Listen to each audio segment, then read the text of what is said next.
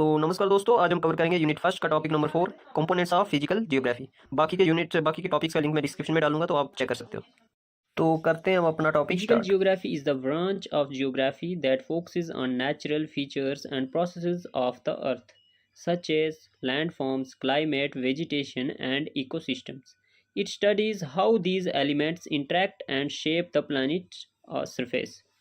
ठीक है। Physical geography में हम स्टडी करते हैं नेचुरल फीचर्स और प्रोसेसेस जो हमारी अर्थ पे होते हैं, जैसे कि लैंड फॉर्म्स हो गई, क्लाइमेट हो गया, वेजिटेशन हो गई, इकोसिस्टम के बारे में हम फिजिकल जियोग्राफी में पढ़ते हैं।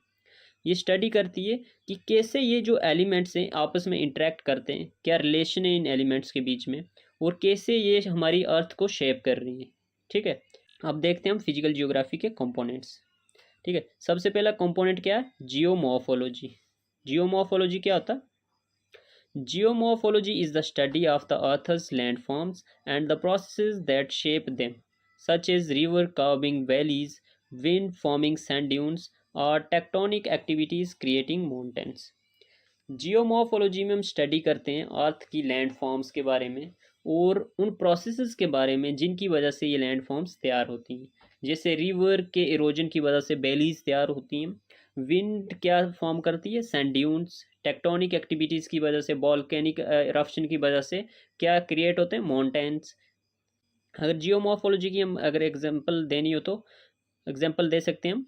The Grand Canyon in USA was formed through millions of years of river erosion by Colorado River.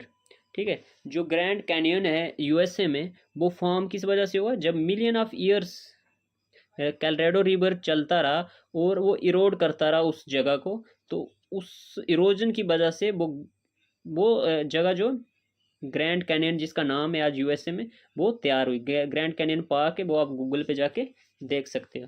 ठीक है। तो नेक्स्ट हम देखते हैं। अब देखते हैं हम नेक्स्ट कंपोनेंट, वो क्या है? क्लाइमेटोलॉजी। नाम से पता चल रहा है क्लाइमेट की स्टडी की जाती होगी। Climatology studies long term weather patterns and climates in regions of the world. ठीक है। क्लाइमेटोलॉजी स्टडी करता है लॉन्ग टर्म वेदर पैटर्न्स को और डिफरेंट रीजन्स हैं जो वर्ल्ड के, उनके क्लाइमेट्स को स्टडी करता है। It helps us to understand climate zones, जैसे ट्रॉपिकल और पोलर रीजन्स के जो क्लाइमेट जोन्स हैं, वो भी हमें किस सब्जेक्ट से मदद मिलती है? क्लाइमेटोलॉजी से। For example, climatologists study how global warming affects weather patterns, causing more frequent heat waves and storms. जैसे अगर एग्जांपल हम देखें तो क्लाइमेटोलॉजिस्ट जो हैं वो स्टडी करते हैं कि कैसे जो ग्लोबल वार्मिंग जो हमारे वेदर पैटर्न्स को चेंज कर रही है। ठीक है। जब जिस मंथ में अगर सर्दी होनी चाहिए तो उस मंथ में क्या गर्मी हो रही है और बहुत ज़्यादा हीट वेव्स हो रही हैं और स्ट्रॉम्स क्रिएट हो रहे हैं। ठीक है। तो वो उस क्लाइमेट के बारे में किस में हम स्टडी करते हैं? क्लाइमेटोलॉजी में। और जो क्लाइमेटोलॉजी को स्टडी करता है उसको बोलते हैं, जो क्लाइमेट को स्टडी करता है उसको बोलते हैं क्लाइमेटोलॉजिस्ट। नेक्स्ट देखते हैं hydrology. Hydrology is the study of water on earth.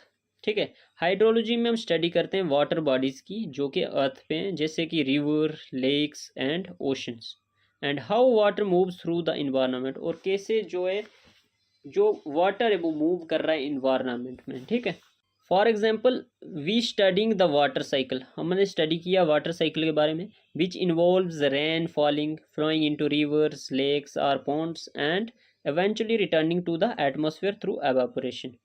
जैसे हमने वाटर साइकिल पढ़ा है कि बारिश होती है, बारिश होने के बाद जो रिवर्स में पानी बहता है, पॉन्ड्स को, लेक्स में, और उसके बाद एवेपोरेशन होती है, पानी जो वापस ऊपर जाता है, बादल बनते हैं, प्रेसिपिटेशन होती है और बारिश वापस कहाँ आती है? हमारी धरती पर।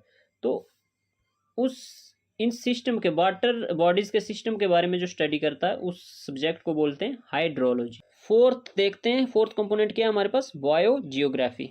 बायोजियोग्राफी क्या होता है? Biogeography looks at how plants and animals are distributed across different regions of the earth. Biogeography में हम स्टडी करते हैं प्लांट्स और एनिमल्स के बारे में कि वो कैसे डिस्ट्रीब्यूट हुए हैं across different regions of the earth में। ठीक है। जैसे हम अगर कंगारू की बात करें, वो मेनली कहाँ पाई जाती हैं? ऑस्ट्रेलिया में, due to the country's unique geographic isolation and ecosystem. जैसे कुछ जो जानवर हैं वो मेनली इंडिया में पाए जाते हैं, कुछ जानवर मेनली अफ्रीका में पाए जाते हैं। तो according to geographical conditions, animals हैं, प्लांट्स हैं, वो डिफरेंट प्लेसेस पे डिफरेंट डिफरेंट पाए जाते हैं, तो उनके बारे में स्टडी हम जब करते हैं तो वो किस में करते हैं, बायो जियोग्राफी में। ठीक है, बायो जियोग्राफी सब्जेक्ट में। तो नेक्स्ट कंपोनेंट क्या है हमारा, pedology. Pedology is the study of soils including how they form and their characteristics. Pedology में हम स्टडी करते हैं सॉइल के बारे में और उसके कैरेक्टरिस्टिक्स और वो कैसे फॉर्म हुई उसके बारे में हम स्टडी करते हैं पैडोलॉजी सब्जेक्ट में। For example, farmers need to understand soil type to know which crop grow best in sandy और क्ले सॉइल।